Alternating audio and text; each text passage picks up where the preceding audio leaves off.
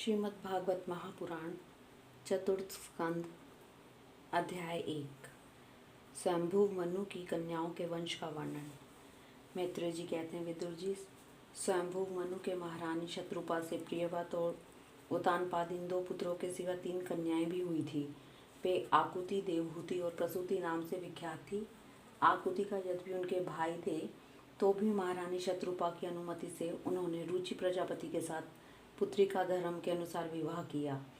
प्रजापति रुचि भगवान के अनन्य चिंतन के कारण ब्रह्म तेज से संपन्न थे। उन्होंने आकुति के गर्भ से एक पुरुष और स्त्री का जोड़ा उत्पन्न किया। उनमें से जो पुरुष था वह साक्षात यज्ञ स्वरूपधारी भगवान विष्णु थे और जो स्त्री थी वह भगवान से कभी अलग न रहने वाली लक्ष्मी जी का अंश स्वरूपा दक्षिणा थी। मनु जी अपनी पुत्री आकुति के उस परम तेजस्वी पुत्र को बड़ी प्रसन्नता से अपने घर ले आए और दक्षिणा को रुचि प्रजापति ने अपने पास रखा। जब दक्षिणा विवाह के योग्य हुई तो उसने यज्ञ भगवान को ही पति रूप में प्राप्त करने की इच्छा की। तब भगवान यज्ञ रूप ने उनसे विवाह किया। इससे दक्षिणा को बड़ा संतोष हुआ। भगवान ने प्रसन्न होकर उससे 12 पुत्र उत्पन्न किए। उनके नाम हैं तोष, प्रतोष, संतोष, भद्र, शांति, ईर्ष्यापति, इधम, कवि, विभु, सवहन, सुदेव और रोचन। ये ही स्वयंभू मनवंतर में तुषित नाम के देवता हुए। उस मनवंतर में मरीचि आदि सप्त ऋषि थे। भगवान यज्ञ की देवताओं के अधीश्वर इंद्र थे और महान प्रतिभाशाली प्रियव्रत और उतानपाद मनुपुत्र थे। वह मनवंतर उन्हीं दोनों के बेटों, पोतों और दोहित्रों के वंश से छा गया। प्यारे विदुर जी, मनु ने अपनी दूसरी कन्या देवहूति कदर्म जी को ब्याही थी। उसके संबंध की प्राय सभी बातें तुम मुझसे सुन चुके हो। भगवान मनु ने अपनी तीसरी कन्या प्रसूति का विवाह ब्रह्मा जी के पुत्र दक्ष प्रजापति से किया था। उसकी विशाल परंपरा तो सारे त्रिलोकी में फैली हुई है। मैं कदर्म जी की 9 कन्याओं का, जो 9 ब्रह्म ऋषियों से ब्याही गई थी, पहले ही वर्णन कर चुका हूँ। अब उनकी वंश परंपरा का वर्णन करता हूँ, सुनो।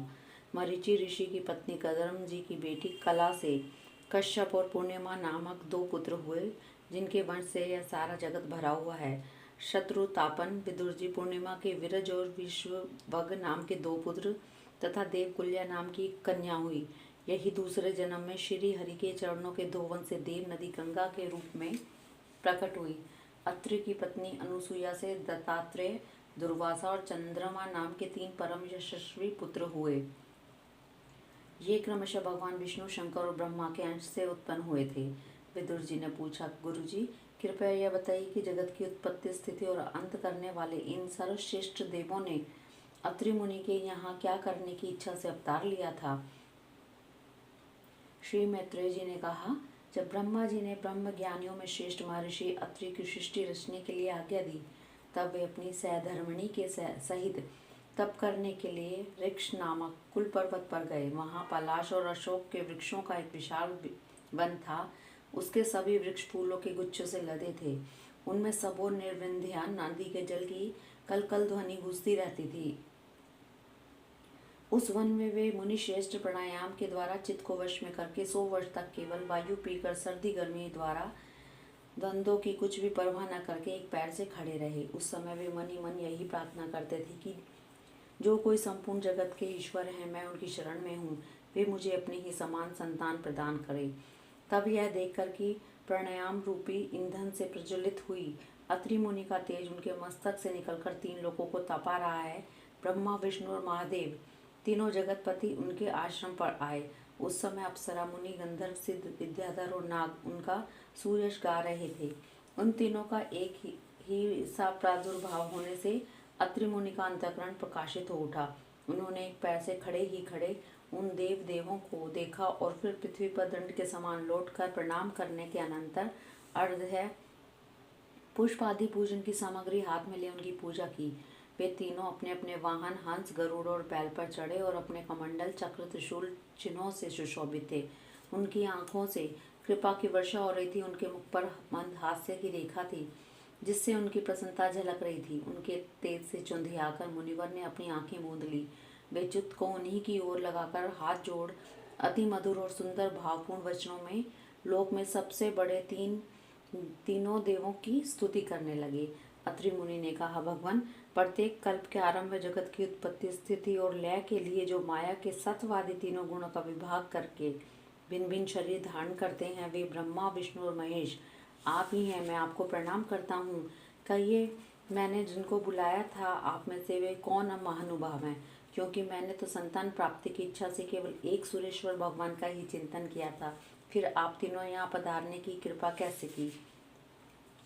आप लोगों तक तो देहधारियों के मन की भी गति नहीं है, इसलिए मुझे बड़ा आश्चर्य हो रहा है। आप लोग कृपा करके मुझे इसका रहस्य बतलाइए। समर्थ विदुर जी, अत्रि मुनि के वचन सुनकर वे तीनों देव हंसे और उनसे सुमधुर वाणी में कहने लगे, ब्राह्मण, तुम सत्य संकल्प हो, अतः तुमने जैसा संकल्प किया था वही होना चाहिए, इसके विपरीत कैसे हो सकता है? तुम जिस जगदीश्वर का ध्यान करते थे वह हम तीनों ही हैं। प्रिय महर्षि, तुम्हारा कल्याण हो। तुम्हारे यहाँ हमारे ही अंश स्वरूप 3 जग विख्यात पुत्र उत्पन्न होंगे और तुम्हारे सुंदर यश का विस्तार करेंगे।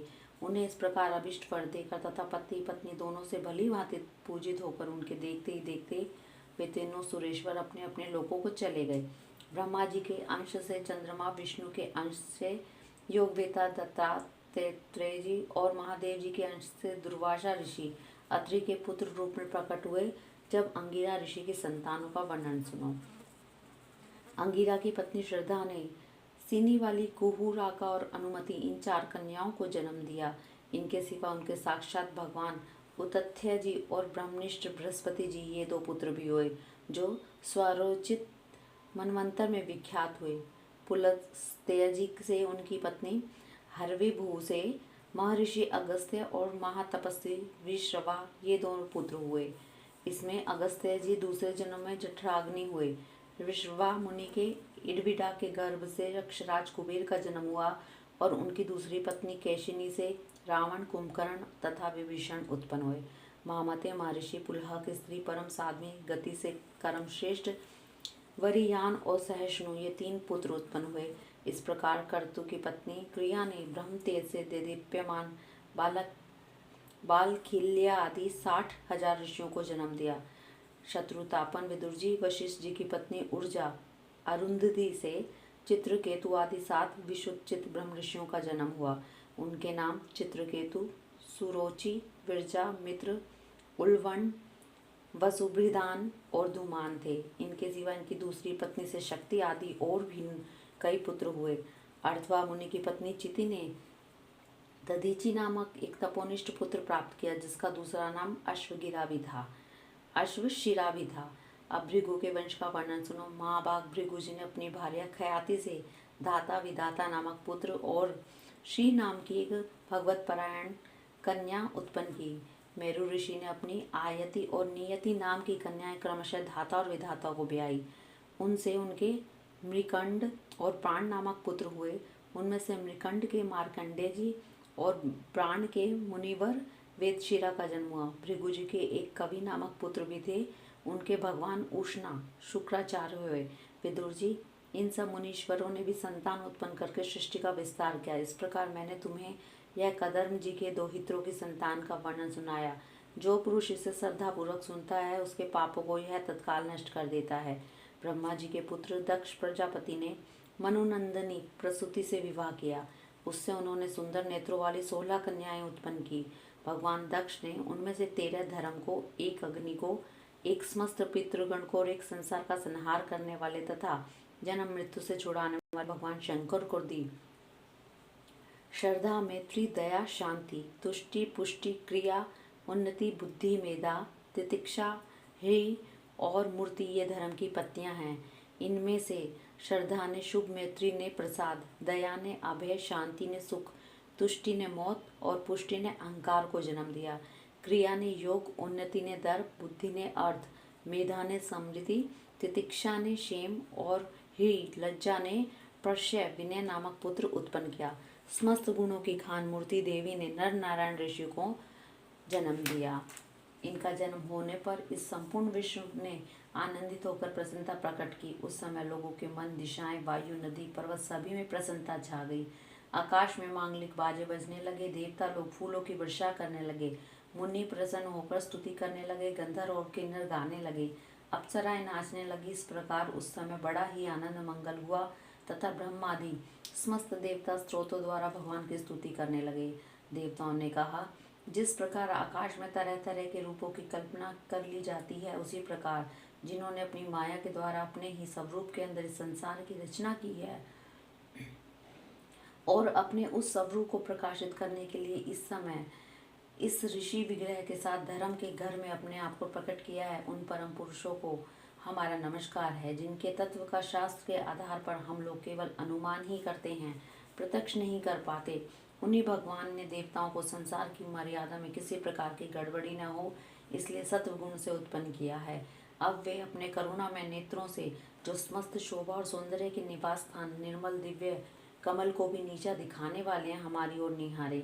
प्यारे विदुर जी, प्रभु का साक्षात दर्शन पाकर देवताओं ने इस प्रकार उनकी स्तुति की और पूजा की। तदंतर भगवान नर नारायण दोनों गंधमादन पर्वत पर चले गए। भगवान श्री हरि के अंशभूत वे नर नारायण ही इस समय पृथ्वी का भार उतारने के लिए यदुकुल भूषण कृष्ण और उन्हीं के सरीखे श्याम वर्ण कुरुकुल तिलक अर्जुन के रूप में अवतीर्ण हुए हैं। अग्निदेव की पत्नी स्वाहा ने अग्नि के ही अभिमानी पावक पवमान और शुचि ये 3 पुत्र उत्पन्न किए। ये तीनों ही हवन किए हुए पदार्थों का भक्षण करने वाले हैं। इन्हीं तीनों से 45 प्रकार की अग्नि और उत्पन्न हुए। ये ही अपने 3 पिता और एक पितामह को साथ लेकर 49 अग्नि कहलाए। वेदज्ञ ब्राह्मण वैदिक कर्म में जिन 49 अग्नियों के नामों से आग्नेय ही इष्टियाँ करते हैं, ये वे ही हैं: अग्निष्पात, बहिर्षद, सोमप और आज्यप। ये पीतर हैं।